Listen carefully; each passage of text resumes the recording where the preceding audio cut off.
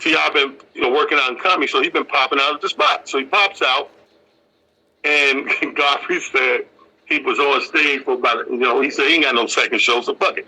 He said I did about an hour and a half, hour 40, right?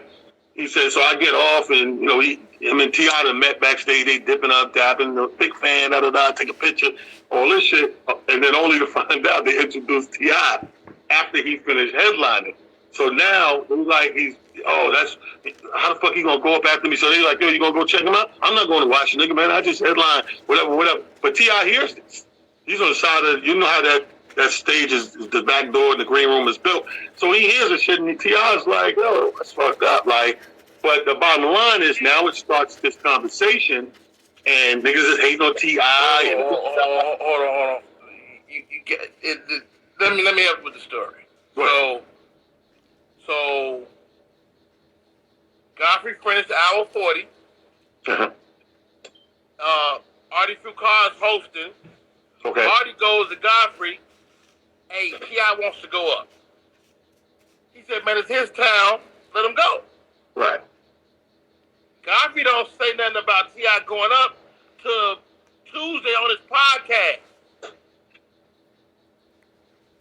So if he would have said it real time, like, yo, it's really not a good idea to follow the headliner, or that's really bad, I mean, because to me, if you're the OG, it's your job to tell young niggas, even if the young nigga have to be a rapper, like the game. Mm-hmm. But if you don't tell them the game, you can't with the game. But that was T.I.'s point that he didn't say it in person. He's just going off of what he did say. He said, man, the person who on the podcast seemed like a night and day. The person I just took a picture with and talked to and kicked it backstage. So that's podcast number 1. Now, here's my point is podcast number 2. That brings you up to where I'm going. Podcast number 1, you say all this shit. It's etiquette to comedy. You don't put it behind the headline. Whatever he felt, he said.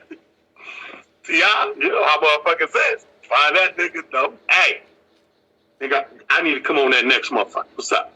So they chop it up. And I guess they kind of cleared up amongst each other, but that ain't enough. It's like retracting some shit in the paper. Nigga, I need my write-up that I didn't do it, too. All right. Y'all woke me up, I did it, found out I didn't do it. I need a big write-up. So they got him on the phone. I don't know if you've seen the latest one. So they got him on the phone. I saw a little bit of it. All I'm saying is, and I love Godfrey, but here's my thing. Stand where you stand. There's a lot of backpedaling in that joint. Stand where you stand, first of all. Because, see, here's the thing at the end of the day. Neither one of these niggas is wrong. It's not a wrong situation. It's how you go about doing things the way you do it. Because T.I. said some interesting shit. He said, bruh, I understand niggas saying this, niggas saying this, niggas saying that. He said, but that's that nigga's problem. That's his journey. That's not my journey. Like, I know there's a lot of niggas that said, man, they brought up chocolate sundaes in L.A. Man, you know how many niggas waiting online? Chocolate sundaes for what? And you get right up. He's like, yo, what do you want me to do? What do you want me to do? I'm T.I. Like, and I'm decent, so that's my journey. But guess what? You and I know for a fact in New York City, I don't care who you are, I don't care what you was doing. A star show up in the room, they going on stage and you might get bumped. Stars get privileges, man. It just is what it is. I don't care. Headliner, opener, middle act, whatever you are. The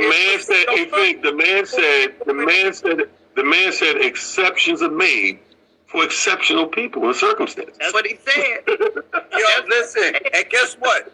He ain't lying and he ain't wrong. That's 100% fact. Do you know how many times we was at Uptown and a big-time comedian came in, like back in the day, Chris Rock could come into place and be like, yo, Chris Rock just came in. Everybody that was on the list be like, oh, man. Every Sunday at the Boston Comedy Club, we there every Sunday for over 10 years. Yeah. Every Sunday, somebody ain't going up that's supposed to go up. Why? Because Chris Tucker goes up. Because Chappelle goes up. Because Chris Rock goes up. Because Darrell Hammond stopped by. Because David Tell stopped by. Because Bill Burr popped in. Because, dude, you can't call it, but you have to respect it. Right. Because I can't. Someday you'll be the guy. Someday you'll be the guy. What I appreciated about the the whole thing was when they got to the end of the interview, and I watched it live. Tony Baker came in and said, "Hey, T.I., we don't mind it. But you have to understand that because of who you are, you have the cheat code. You know what I'm saying? And he's not only do I respect the fact that I have the cheat code, I'm doing the bringer shows. I'm out on a Tuesday night. I'm doing this show. I'm doing that show. But because I'm T.I., work with me because I want all of us to get the money, not just me. It's like I'm not making fucking money in comedy. I'm just trying to get my feet wet.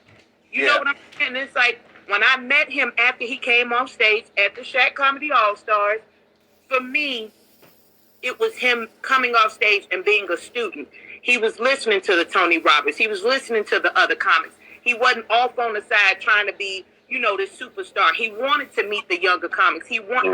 That's what he was doing. And for me, I'm like, if the nigga say he putting in the work, that nigga ain't took $1 out of my mouth, but I did not. Very disappointed by that backpedaling. Well, how about this, guys? He took $1 out of his own mouth. I tell comics all the time. I said, nigga, there are rules to the game. Yeah. But for every rule, there's a rule that says fuck that rule. Yeah. T.I., listen, T.I. is a star. What is it, Rodney? Hold up. Let me hear this rule again. There's rules to the game. But for every rule, there's a rule that says fuck that rule. Fuck that rule. Yeah, man. T.I., listen. T.I. is a star. Oh, shit. Rap game. He is a star. He is a star in the movies. Yeah. He is a star. He's just a star. And you gotta make room for stars, man, because guess what? If I'm hosting a room and I got my lineup and a star shows up and be like, yo, I want a piece of the stage, and I deny that star the stage, then not only did I cheat myself, I cheated the game, and I also cheated my audience for opportunity to see a star on a humble. Because if you go see them where they really in their arena, you're going to pay 50, 100, 150, 200. You're going to pay a whole bunch of money to see that stuff. So if they show up, it's a privilege for my audience to get an opportunity to see him. You got to handle that. He's a star. And like she said, Correy said something that was very important. She said, nigga ain't taking $1 out of your mouth. Well, you know what he is doing? And he said it himself. He's taking money out of his own mouth because he said, I had a call to go do a $100,000 big event. Yep. And I refused because I wanted to do this. Here's one thing, and I keep saying this shit every fucking podcast, every time I'm on air, everything. People got to understand we're more than one thing. Yeah. I say this shit all the time. We're not one thing, bro. So if this man is working on his next fucking episode or chapter of his life, who is anybody to say? How dare you? Right. It's the gall it's the gall and the nerve for me, because who made you a motherfucking gatekeeper to say who, when, what? Like, that's not your job. Nobody can do that. Let's be very clear. No matter what stage he goes up on, one thing we know about comedy, ain't shit up there but a stage, a mic, and for some of you niggas, it's a stool if you ask for one. After a while, you only got about a couple minutes to be whoever you are before people that come for comedy is like. Now that's one thing. Comedy take care of itself. Yes, sir. Because in this comedy will let a nigga know if he ain't got no business up there. That's for sure. Listen, the same way we make room for stars, I done see some stars at the Uptown come on that stage talking about, so what am I going to do? And get chicken bones thrown at them. Man, listen, you get more progress creating numbers in your favor as opposed to resistance. You understand what I'm saying? Resistance only overrides resistance. You know what I mean? Persistence overrides resistance when you talk about chasing some pussy. When you talk about that stage, Rodney just said it clear as day. Comedy has a way of working its fucking self out. I don't care what you do, how many jokes you think you're stealing, who you emulating, and who you coming after, or nigga, it will. You're right. Comedy stand-up is the ultimate balancing act. It's going to balance itself out. Yeah, that's hilarious. We was